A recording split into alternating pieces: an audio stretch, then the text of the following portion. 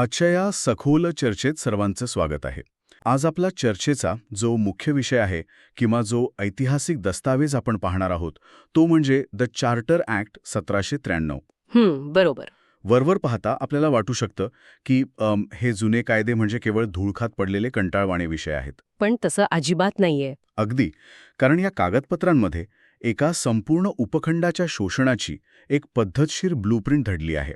म्हणजे सत्तेचं केंद्रीकरण कसं झालं आणि एका व्यापारी कंपनीने स्वतःला अवाढव्य साम्राज्यात कसं बदललं हे आपण आज उलगडून दाखवणार आहोत. हो, आणि ऐतिहासिक कायद्यांकडे पाहण्याचा आपला दृष्टिकोन अनेकदा मर्यादित असतो. हे कायदे म्हणजे फक्त संसदेत मंजूर झालेले ठराव नसतात. बरोबर. तर तत्कालीन राजकीय गरजा किंवा आर्थिक महत्वाकांक्षा यांचे ते लिखित पुरावे असतात. 1793च्या या कायद्याकडे पाहताना आपल्याला जागतिक परिस्थितीचा विचार करावा लागतो. म्हणजे 18व्या शतकाच्या अखेरीसची परिस्थिती. अगदी बरोबर. कारण ही ती वेळ होती जेव्हा ईस्ट इंडिया कंपनी केवळ एक व्यापारी संस्था राहिली नव्हती, ती चक्क एक राजकीय आणि लष्करी सत्ता म्हणून प्रतिष्ठित झाली होती. त्यामुळे त्यांच्या कारभाराला कायदेशीर चौकट देणं गरजेचं होतं आणि ती चौकट ब्रिटनच्या हिताची कशी राहील याची तजवीज या कायद्यातून केली गेली. आणि या उद्दिष्टाची पहिली पायरी म्हणजे कंपनीला मिळालेली व्यापारी मक्तेदारी. कायद्यातील पहिल्या नोंदीनुसार कंपनीचा भारतातील व्यापार करण्याचा एकाधिकार आणखी 20 वर्षांसाठी वाढवण्यात आला. हो, 20 वर्ष. आता 20 वर्ष ही मुदत ऐकायला कदाचित एक साधा परवाना नूतनीकरणाचा भाग वाटू शकेल, पण युरोपातील इतर सत्ताही आपला प्रभाव वाढवत असताना एकाच कंपनीला सलग 2 दशकांसाठी अधिकार देणं हा एक अत्यंत मोठा धोरणात्मक निर्णय होता. नक्कीच. ही 20 वर्षांची कालमर्यादा समजून घेणं खूप आवश्यक आहे. जेव्हा एखाद्या संस्थेला केवळ 2 किंवा 3 वर्षांची मुदत दिली जाते तेव्हा ते फक्त नफ्याचा विचार करतात. बरोबर. त्यांची धोरणेही अल्पकालीन नफ्यावर केंद्रित असतात.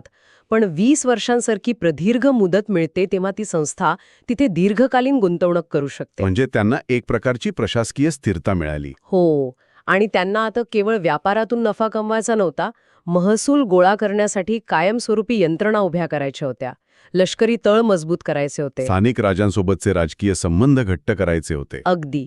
या 20 वर्षांच्या मुदतीने कंपनीला आपला पाया इतका भक्कम करण्यासाठी वेळ दिला की त्यानंतर त्यांना भारतातून हलवणं कोणालाही शक्य झालं नसतं. म्हणजे हा नुसता व्यापाराचा परवाना नव्हता, तर राजकीय सत्ता विस्तारण्यासाठी मिळालेला एक सुरक्षित कालावधी होता. यातूनच कायद्यातील पुढची अत्यंत गंभीर तरतूद समोर येते.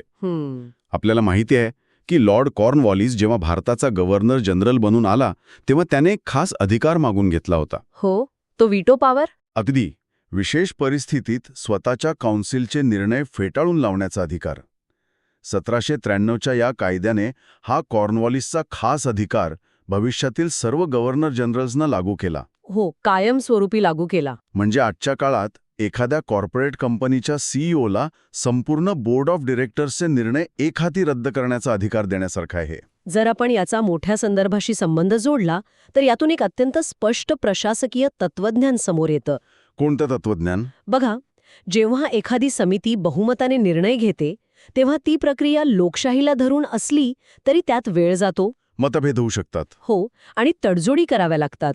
पण ब्रिटिशांना भारतात अशी संथ व्यवस्था नको होती. हा प्रदेश अनोळखी होता, इथे सतत युद्धे होत होती, स्थानिक बंडांचा धोकाही असायचा. बरोबर. अशा वेळी जलद आणि कठोर निर्णय घेणारी यंत्रणा त्यांना हवी होती. गव्हर्नर जनरलला नकाराधिकार देणं हे एकतर्फी हुकुमशाहीकडे टाकलेलं पाऊल होतं. म्हणजे प्रशासनात सुसूत्रता आली, पण ती एकाधिकारशाहीच्या पायावर उभी होती. नक्कीच. पण यात एक धोकाही होता. संपूर्ण सत्ता एकाच व्यक्तीच्या हातात एकवटली तर गैरवापर होऊ शकतो. तरीही हा अधिकार थांबला नाही. याच कायद्याने केंद्रीकरणाचा आणखी एक टप्पा गाठला. तो मद्रास आणि मुंबई इलाख्यांचा मुद्दा. हो, मद्रास आणि मुंबई इलाख्यांवर बंगालच्या गव्हर्नर जनरलचे अधिकार कायदेशीररित्या मजबूत करण्यात आले. म्हणजे कलकत्त्यात बसलेला व्यक्ती संपूर्ण भारताचा सर्वोच्च नियंत्रक बनला. तत्कालीन परिस्थितीनुसार ही ब्रिटिशांची मोठी गरज होती. त्या काळातील दळणवळणाची साधने विचारात घ्या. हो, खूपच संथ होती. लंडनहून एखादा निरोप यायला किंवा जायला जहाजाने किमान 6 महिने लागायचे. जर मद्रास, मुंबई आणि बंगाल हे स्वतंत्रपणे निर्णय घेत राहिले असते तर मोठा गोंधळ उडाला असता. म्हणजे समजा मद्रासच्या गव्हर्नरने युद्ध पुकारला, ज्याचा खर्च बंगालला उचलावा लागणार आहे. आणि लंडनला याबद्दल वर्षभर काहीच माहिती नसेल. हे तर कंपनीच्या हिताचं अधिवात नव्हतं. म्हणूनच या विखुरलेल्या केंद्रांना एकाच धाग्यात बांधणं आवश्यक होतं. 1793च्या कायद्याने बंगालला एक प्रकारे ब्रिटिश भारताची अनौपचारिक राजधानी बनवलं. आणि बाकीच्यांना दुय्यम दर्जा दिला. सत्तेच्या या केंद्रीकरणामुळे कारभार कार्यक्षम झाला असेल, पण स्थानिक गरजांकडे दुर्लक्ष होण्याची शक्यता होती. हो, ते साहजिकच आहे. आता इथे एक अत्यंत व्यावहारिक प्रश्न उभा राहतो, ज्याचं उत्तर या नोंदींमध्ये खूप कौशल्याने दिले. गव्हर्नर जनरलकडे अमर्याद सत्ता होती, पण जर युद्धभूमीवर किंवा एखाद्या मोहिमेसाठी त्याला बंगालच्या बाहेर जावं लागलं तर राज्याचा गाडा कोण हाकणार? त्यासाठी त्यांनी एक सोय केली होती. हो, कायद्यानुसार गव्हर्नर जनरलला आपल्या जागी एका सदस्याची उपाध्यक्ष म्हणून नियुक्ती करावी लागायची. सत्तेची पोकळी कधीही निर्माण होऊ नये हा यामागचा उद्देश होता. महसूल वसुली आणि न्यायदान सुरळीत चालावं म्हणून कुणीतरी प्रभारी असणं आवश्यक होतं. ठीक आहे, आपण हे सविस्तर समजून घेऊया, कारण यात केवळ उपाध्यक्ष नेमणं महत्वाचं नाहीये. बरोबर. यातील सर्वात महत्वाची अट ही होती की हा नियुक्त केलेला उपाध्यक्ष बिनलष्करी म्हणजे सिव्हिलियन सदस्य असणं बंधनकारक होतं. हो, ही खूप मोठी अट होती. गव्हर्नर जनरलची जागा घेणारा हा व्यक्ती लष्करी अधिकारी असू शकत नव्हता.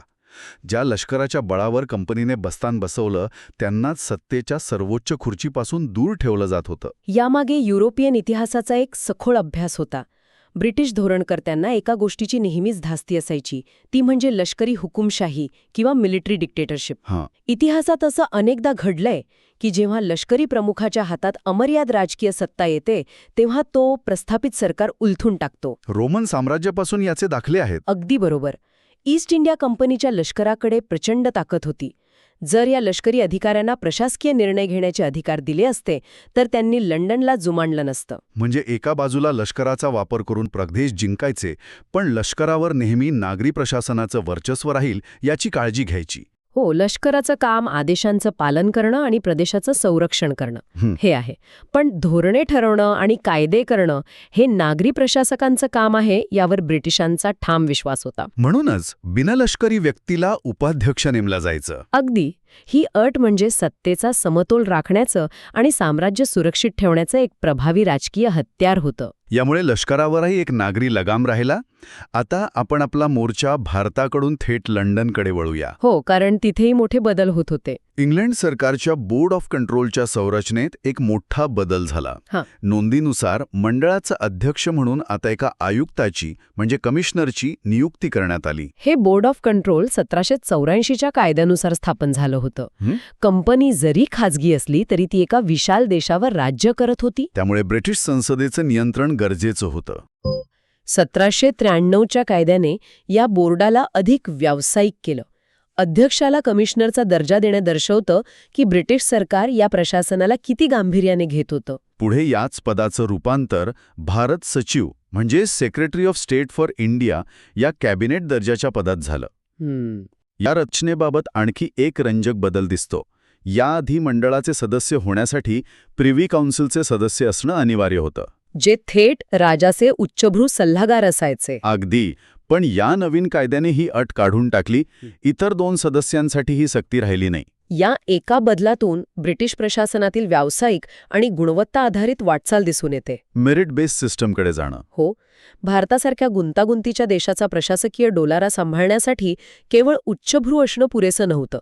त्यासाठी प्रत्यक्ष अनुभव आणि अर्थकारणाची जाण असलेले व्यावसायिक लोक हवे होते. प्रिव्ही काउन्सिलची अट काढल्याने अधिक तज्ज्ञ व्यक्तींना सामावून घेण्याचा मार्ग मोकळा झाला. प्रशासनाच्या आधुनिकीकरणाचीही हुशार खेळी होती. आता इथून पुढचा भाग खरोखरच खूप रंजक आहे आणि तितकाच महत्वाचा सुद्धा. ब्रिटिशांनी प्रशासनात सुधारणा केली, पण या कायद्यात एक अशी नोंद आहे जी काळे सत्य समोर आणते.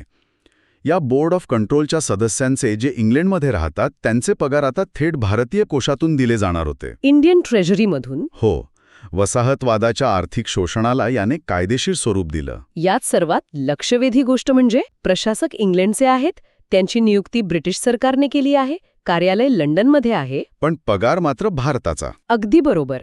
ते कोणत्याही अर्थाने भारतातील जनतेला जबाबदार नव्हते. तरीही त्यांच्या कामाचा आर्थिक बोजा भारतातील करदात्यांवर टाकला गेला.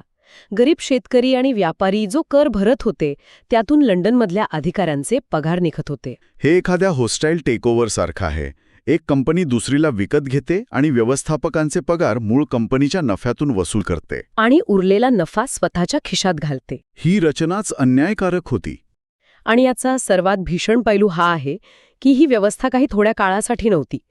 भारतीय कोशातून वेतन देण्याची ही अधिकृत परंपरा 1793 मध्ये सुरू झाली आणि ती तब्बल 1919 पर्यंत चालू राहिली. बापरे, 126 वर्ष? हो, एका शतकाहून अधिक काळ भारतातील संपत्ती या अधिकाऱ्यांचे पगार, भत्ते आणि पेन्शनपोटी इंग्लंडला जात होती. यालाच आपण ड्रेन ऑफ वेल्थ किंवा संपत्तीचा निचरा म्हणतो. भांडवल निर्मितीच्या प्रक्रियेला हा मोठा धक्का होता. अगदी. युरोपात औद्योगिक क्रांती होत होती तेव्हा भारताची संपत्ती देश सोडून जात होती. 126 वर्ष चाललेला हा निचरा भारताच्या अर्थव्यवस्थेचं जे नुकसान झालं त्याची मोजदाद कठीण आहे. जेव्हा दादाभाई नौरोजींसारख्या नेत्यांनी ड्रेन ऑफ वेल्थचा सिद्धांत मांडला तेव्हा त्याचं मूळ या 1793च्या कायद्यात कसं होतं हे स्पष्ट दिसतं. म्हणूनच हे ऐतिहासिक कायदे महत्वाचे असतात. ब्रिटिशांनी लूट लपवून केली नाही, त्यांनी संसदेत कायदे बनवली आणि कागदोपत्री नोंद ठेवून हे शोषण केलं. सत्तेचं केंद्रीकरण, लष्करावर नागरी नियंत्रण आणि आर्थिक भार वसाहतीवर लादणं हे एका दीर्घकालीन धोरणाचा भाग होतं. यातूनच ब्रिटिश साम्राज्याची पाळेमुळं खोलवर रुजली. आजच्या या सखोल चर्चेच्या अंती आपण गोषवारा पाहिला तर चार्टर ॲक्ट 1793 हा केवळ परवाना नव्हता. अमर्याद अधिकार देऊन एकाधिकारशाही प्रस्थापित करणं, केंद्रीकरण करणं आणि भारताच्या तिजोरीवर डल्ला मारणं हा या कायद्याचा खरा चेहरा होता. साम्राज्य टिकवण्यासाठी कायद्याचा कसा वापर होतो याचं हे उत्तम उदाहरण आहे. एक प्रशासकीय वाटणारा कायदा देशाच्या अर्थव्यवस्थेची दिशा कशी बदलू शकतो याचा हा पुरावा आहे. याच प्रश्नावर विचार करत आपण आजची ही चर्चा इथेच संपवूया.